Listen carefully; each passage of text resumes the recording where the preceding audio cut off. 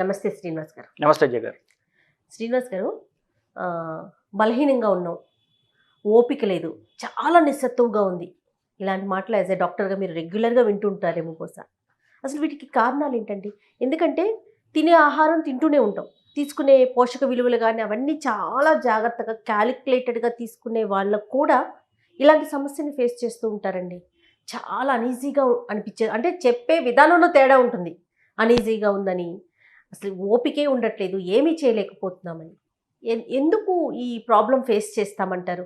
So జయ్ గారు, ఎక్కువ మంది ఫోన్ నాకు, నేను డాక్టర్ కాబట్టి నా దగ్గరకు వచ్చే ప్రధానమైనటువంటి అంటే చాలా కామన్ సిమ్టమ్ ఏంటంటే నాకు ఎనర్జీ లెవెల్స్ తక్కువగా ఉన్నాయి, వీక్నెస్గా ఉంది, నాకు నిస్సత్వ అంటారు, వీక్నెస్ అంటారు. సో వీటికి ప్రధానంగా రెండు బ్రాంచెస్లో ఉంటాయి. ఒకటి మానసిక ప్రాబ్లమ్స్, రెండవది శారీరక ప్రాబ్లమ్స్. మానసిక ప్రాబ్లమ్స్ గురించి మాట్లాడడం, మనం శారీరక ప్రాబ్లమ్స్ గురించి మాట్లాడితే బీపీ, నేను మూడు క్వశ్చన్లు అడుగుతానండి. బీపీ తక్కువ ఉందా, షుగర్ తక్కువ ఉందా, రక్తం తక్కువ ఉందా, రక్తహీనత, ఎనీమియా అంటాం కదా. ఈ మూడు ప్రధానమైన కారణాలు. బేసిక్లీ వాళ్ళకి నిజంగా అంటే మానసిక ఇష్యూస్ తీసేసి నిజంగా వాళ్ళకి వీక్నెస్ ఉంది అంటే ఈ మూడు కారణాల వల్లే ఉంటాయి బేసిక్లీ. సో మళ్ళీ చెప్తా, బీపీ తక్కువ ఉందా, షుగర్ తక్కువ ఉందా, రక్తం తక్కువ ఉన్నదా. సో ఈ మూడు కారణాలు వాళ్ళు కరెక్ట్ చేసుకోగలిగితే వాళ్ళకి ఈ ఫీలింగ్ ఆఫ్ వీక్నెస్ అనేది తగ్గుతుంది బేసిక్లీ. ఫీలింగ్ అంటే ఇప్పుడు ఫర్ ఎగ్జాంపుల్ బీపీ తక్కువ ఉందనుకోండి, బీపీ తక్కువ అంటే వాళ్ళకి ఎలా తెలుస్తుంది బీపీ ఎలా తక్కువ ఉందంటే వాళ్ళకి వీక్నెస్ లాగా బాడీ వీక్నెస్. షుగర్ తక్కువ ఉందనుకోండి, లేదా షుగర్ ఎక్కువగా ఉన్నా కూడా రావచ్చు. అట్లా ఉందనుకోండి, షుగర్ రిలేటెడ్ ఇష్యూస్ ఉన్నా కూడా వాళ్ళకి వీక్నెస్ లాగా వస్తుంది. మూడవది కంటిన్యూస్గా వాళ్ళకి హిమోగ్లోబిన్ తక్కువ ఉంటే ఏం పని చేద్దామన్నా వాళ్ళకి బలం లేదు, నేను వీక్గా ఫీల్ అవుతున్నాను, ఇట్లాంటివి వస్తాయి. ఓకే అండి, ఇప్పుడు పైన చెప్పిన 3 రీజన్స్లో రెండింటిని మనం టెస్టుల ద్వారా తెలుసుకోవచ్చు. ఇక బ్లడ్ లెవెల్స్కి వచ్చేసరికి దాన్ని కూడా టెస్ట్కి వెళ్ళొచ్చు, కానీ ఒక్కొక్కరికి ఎలాంటి ఫీలింగ్ ఉంటుందంటే డాక్టర్ గారు, మనం ఫుడ్ బాగా తీసుకుంటున్నాం కదా, అయినా కూడా నేను ఎందుకు నిస్సత్తువుగా ఉంటున్నాను, ఎందుకు బలహీనంగా ఉంటున్నాను అనే ఆలోచన వస్తుంది కదా, దాన్ని మనం ఎలా చూసుకోవాలంటారు? ఇప్పుడు మీరు ఎక్కువ లేడీస్ రిలేటెడ్ ఛానల్స్లో ఎక్కువ చేస్తాం, ఇది ప్రధానంగా విమెన్కి రిలేటెడ్ ఇష్యూ అండి. అవునండి. వాళ్ళకు ఉండేటటువంటి మెన్స్ట్రల్ ప్రాబ్లమ్స్ వల్ల, వాటి వల్ల 100కి ఇది ఎగ్జారేషన్ కాకుండా 100కి 95-96% మంది ఆడవాళ్ళకి 10 గ్రాములు కూడా హిమోగ్లోబిన్ ఉండదు ఇండియాలో. సో ఐరన్ డెఫిషియన్సీ అనేవి, మనం రక్తహీనత ఎంత కామన్ అంటే, మీరు వచ్చిన ర్యాండమ్గా ఆడవాళ్ళు టెస్ట్ చేస్తే అందరికీ కూడా 10 అటు ఇటుగానే ఉంటుంది హిమోగ్లోబిన్. 12 నార్మల్. సో 12 గ్రాములు ఆడవాళ్ళ నార్మల్, మగవాళ్ళలో 14 గ్రాములు ఉండాలి. సో 12 గ్రాములు ఉన్న ఆడవాళ్ళని చాలా అరుదుగా, అట్లీస్ట్ వాళ్ళ మెన్సెస్ అయిపోయిన తర్వాత చూస్తాం.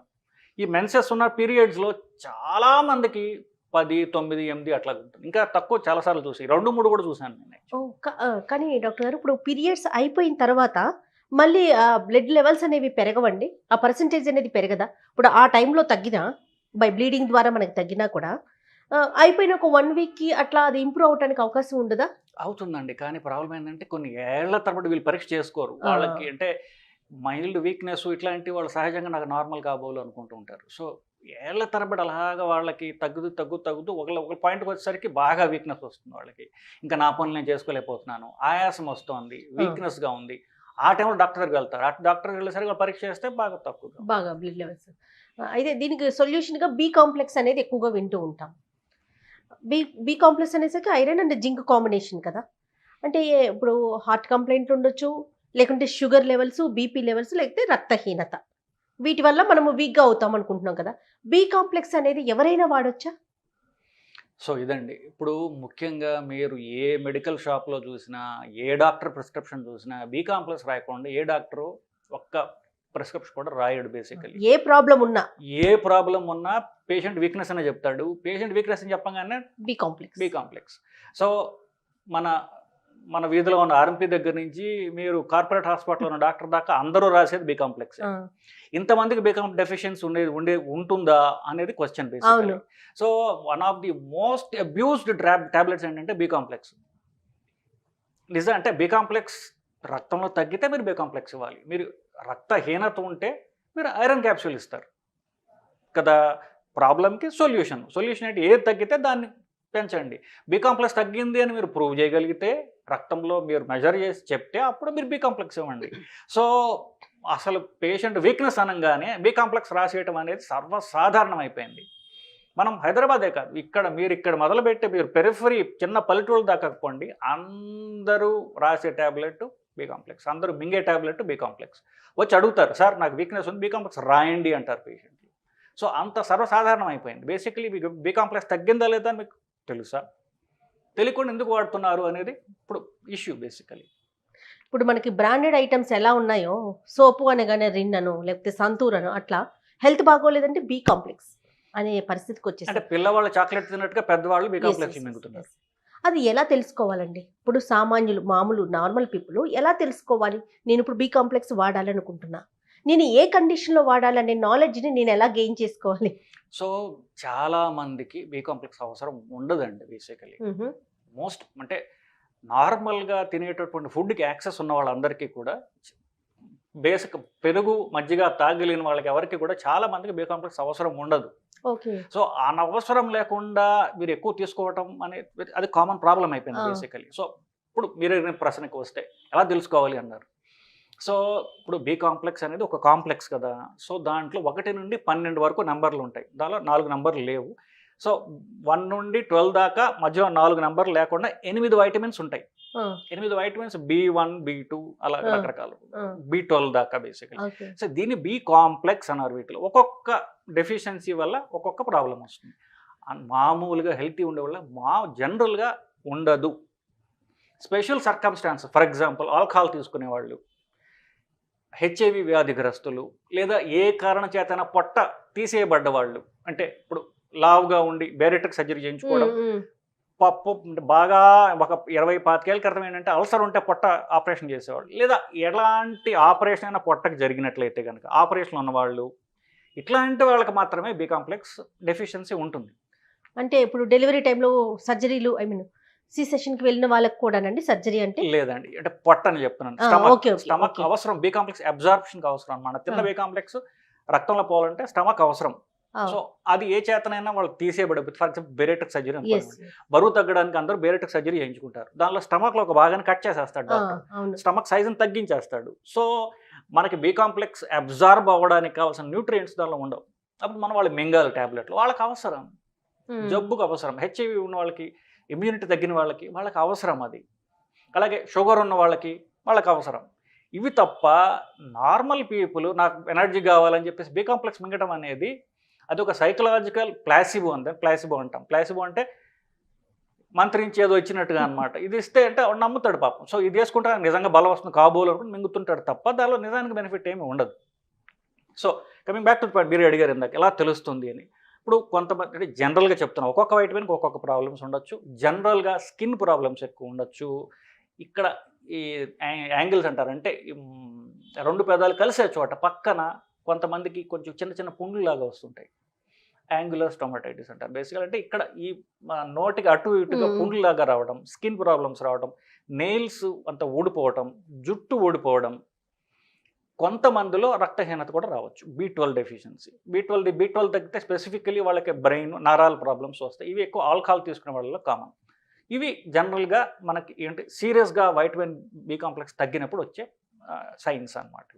ఇప్పుడు మరి దీనికి ప్రత్యేకించి ఏదైనా టెస్ట్ రూపంలో మనం తెలుసుకునే అవకాశం ఉందండి?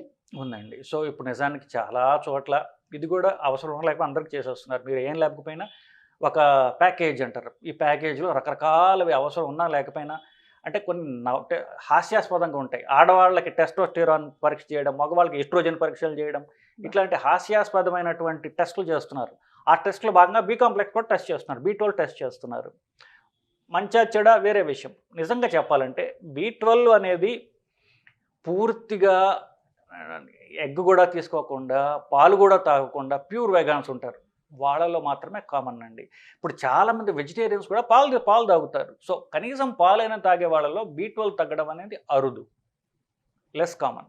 సో అలా కాకుండా మామూలు అట్లీస్ట్ పాలు కానీ యాక్సెస్ ఉన్న వాళ్ళల్లో చేసుకోవచ్చు. So coming back to the point, చాలా వరకు B12 మాత్రం ఆల్మోస్ట్ అన్ని ల్యాబ్స్లో టెస్ట్ చేస్తున్నారు బేసిక్లీ. ఇప్పుడు ఒక్కొక్క విటమిన్ తగ్గితే ఒక్కొక్క సమస్య వస్తుంది, కానీ కామన్గా ఒకేసారి మనం బి కాంప్లెక్స్ అనేది ఏ విటమిన్ లోపించినా కూడా ఏ సమస్య ఉన్నా బి కాంప్లెక్స్ వాడేస్తున్నాం. దీనివల్ల మనకి ఏదైనా నష్టం వస్తుందంటారా? సో అది అందరూ వాడుతున్నారు అంటే అర్థం ఏంటంటే, ఒక రకంగా బి కాంప్లెక్స్ అని వద్దాం, బి కాంప్లెక్స్ నీళ్ళలో బాగా కలుస్తుందండి. సో రక్తంలో వాటర్ శాతం ఎక్కువ ఉండడం వల్ల అది ఈజీగా కలిసిపోతుంది, కిడ్నీ కూడా దాన్ని బయటికి పంపించేస్తుంది. మీరు ఎంత ఎక్సెస్ వేసినా శరీరం తనకు కావాల్సిన తాను తీసుకొని మిగతా అది కిడ్నీల ద్వారా యూరిన్ ద్వారా బయటికి వెళ్ళిపోతుంది. అది హార్మ్లెస్. కాబట్టే ఇంత అబ్యూస్ చేసినా కూడా జబ్బులు రావట్లేదు మనకి. అంటే ఒక మోతాదు మించి బేసికలీ మరీ ఎక్కువైతే ప్రాబ్లమ్స్ రావచ్చు. బట్ ఇది ఎక్సెస్గా వాడటం వల్ల అంత హానికరం కాదు, కానీ ఉపయోగం కూడా లేదు. ఎట్లా అండి మరి దీన్ని, అంటే అవేర్నెస్ ఎలా క్రియేట్ చేయాలి? అవేర్నెస్ ఎలా క్రియేట్ చేయాలంటే బేసికలీ ఇప్పుడు సరే బి కాంప్లెక్స్ B12 అనేది పరీక్ష చేసుకుని చూసుకోండి ల్యాబ్లో. 200 అది దాని రేంజ్ ఉంటుంది. దానికి బేసికలీ 200 కంటే నంబర్ తక్కువ ఉంటేనే మీకు B12 తగ్గిందని లెక్క. వాళ్ళకి మాత్రమే ఇంజక్షన్లు కానీ అవసరం. చాలా మంది ఇంజక్షన్లు కూడా తీసుకుంటారు బేసికలీ. బి కాంప్లెక్స్ ఇంజక్షన్ ఏంటంటే నాకు న్యూరోబియాన్ ఇంజక్షన్లు, బి కాంప్లెక్స్ ఇంజక్షన్లు ఎర్రగా ఉంటాయి చూడటానికి కూడా, అది చూడటానికి ఏదో బలం వచ్చినట్టు అనిపిస్తుంది. నా వీక్నెస్ ఉండిపోతే డాక్టర్ పోటు పొడిచాడండి ఏంటంటే నాకు బాగా బలం వచ్చింది. ఇది పూర్తిగా వాళ్ళ మానసిక బలహీనలతో ఆడుకోవడం మాత్రమే. సో మీకు బి కాంప్లెక్స్ ఇంజక్షన్ అంటే బలం రాదండి, అన్లెస్ మీకు సివియర్ ప్రాబ్లమ్స్ లేకపోతే తప్ప. సో చెప్పినట్టుగా 200 కంటే B12 తక్కువ ఉంటే మాత్రమే మీకు బి కాంప్లెక్స్ B12 అవసరం, లేదంటే మీకు అవసరం లేదు. ఓకే, బి కాంప్లెక్స్ లో ఉన్న ప్రాపర్టీస్ మనం ఆహారం ద్వారా తీసుకోవాలంటే ఏవి ఎక్కువగా తీసుకోవాలండి? సో ఒకటే ఇది మంచి ప్రశ్న. బేసికలీ ఇప్పుడు ఇది కొత్తగా వచ్చినటువంటి ప్రాబ్లం. అంతకుముందు ఏంటంటే అన్నం తినేటప్పుడు దాన్ని అంత పాలిష్ చేసేవాళ్ళు కాదు, బ్రౌన్ రైస్ తినేవాళ్ళు. సో ఇప్పుడు పాలిష్ చేయడం వల్ల ఏమవుతుందంటే న్యాచురల్గా బియ్యం గింజ చుట్టూ ఉన్నటువంటి బ్రౌన్ లేయర్లో బి కాంప్లెక్స్ ఉంటుంది. అది తీసేయడం ద్వారా ఈ బి కాంప్లెక్స్ లేని తెల్ల బియ్యం తింటున్నారు చాలామంది. సో బ్రౌన్ రైస్ తినడం ఒకటి. రెండవది, ఇప్పుడు పాలు మజ్జిగ అవడం ద్వారా ఒక బ్యాక్టీరియా వచ్చి లాక్టోబాసిల్లస్ అనేది పాలు మజ్జిగ చేస్తుంది. అది మనకి మంచి బ్యాక్టీరియా. సో దాంట్లో బి కాంప్లెక్స్ వస్తుంది. సో పాలు కంటే మజ్జిగ, పాలు ఇట్లాంటి ఎక్కువ తీసుకోవడంలో బి కాంప్లెక్స్ వస్తుంది. ఇది వెజిటేరియన్స్ వరకు చూద్దాం. ఇంకా వెజిటేరియన్స్కి ఇంకా కొన్ని అంటే లెగ్యూమ్స్ అంటే ఏంటంటే పప్పు దినుసులు ఒకటి, మష్రూమ్స్ తినగలిగితే మష్రూమ్స్, ఇవన్నీ గుడ్ వెజిటేరియన్ సోర్సెస్. ఇది తీసేసి all non vegetarian food is excellent source of B complex. అందులో వాళ్ళల్లో B complex deficiency extremely uncommon, దొరకదు మనకి. ప్యూర్ వేగాన్స్లో మిల్క్ కూడా తాగినటువంటి వాళ్ళలో common. Milk plus any non veg manual products తీసుకునే వాళ్ళలో ఇది చాలా చాలా అరుదండి basically. So all non veg including eggs is an excellent source of B complex. Egg నుంచి అన్ని నాన్ వెజిటేరియన్ బి కాంప్లెక్స్ బాగా ఉంటుంది. తప్పకుండా. నాకు ఇప్పుడు ఒకటి అర్థమైంది ఏంటంటే, ఏ చిన్న ఇష్యూ వచ్చినా బి కాంప్లెక్స్ ఇవ్వమని అడుగుతాం, ప్లస్ డాక్టర్స్ కొంతమంది ఇస్తున్నారు. ఒక అవేర్నెస్ క్రియేట్ చేసుకోవాలి మనం, మనకి నిజంగా బి కాంప్లెక్స్ లోపం ఉందా లేదా, ఎంతవరకు అవసరం అనేది. అదే ఆహారం ద్వారా మీరు చెప్పిన పదార్థాల ద్వారా తీసుకోగలిగితే వెల్ అండ్ గుడ్ కదా, ఒక టాబ్లెట్ రూపంలో తీసుకునే కన్నా. అంతే కదా సార్, ఇప్పుడు పిల్లలైనా పెద్దలైనా అంతే కదండి. సో పిల్లలకైతే ఇంకా తక్కువ కామన్. పెద్దవాళ్ళు ఏంటంటే ఈ వీక్నెస్ అని పిల్లలు చెప్పరు కదా, పెద్దవాళ్ళు చెప్తారు. ఎందుకంటే మోస్ట్లీ దేర్ సైకలాజికల్ ఇష్యూస్ ఉంటాయి. సైకలాజికల్ ఇష్యూస్ మనం బి కాంప్లెక్స్ ప్రిస్క్రైబ్ చేస్తుంటారు. ఇంకొక మనం వార్న్ చేయాలి కొంతమందికి ఏంటంటే, ఈ బి కాంప్లెక్స్లో B1 to 12 ఉంటాయని చెప్పాను కదా. B1కి చాలా మందికి ఎలర్జీస్ వస్తాయండి. సో వాళ్ళు టెస్ట్ చేసుకోకుండా బి కాంప్లెక్స్ ఇంజెక్షన్స్ పోయి మీరు ఎక్కడ పడితే అక్కడ తీసుకోవడం ద్వారా కొంతమందికి ఎలర్జీ ఉంటే మీకు సివియర్ ఎలర్జిక్ రియాక్షన్స్ కూడా రావచ్చు, ఎస్పెషల్లీ B1 అనే దానికి. సో మీకు అంత నాలెడ్జ్ లేకుండా ఇంకొకరిని సంప్రదించకుండా క్యాప్సూల్స్ మింగడం, ఇంజక్షన్లు తీసుకోవడం చాలా హానికరం కూడా. అవునండి.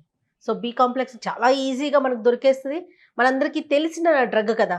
సో రెగ్యులర్గా తీసేసుకుంటుంటారు. సో కొంతైనా అవేర్నెస్ క్రియేట్ చేయగలిగితే వెల్ అండ్ గుడ్ కదా. రైట్ అండి. Thank you so much doctor గారు. నమస్తే.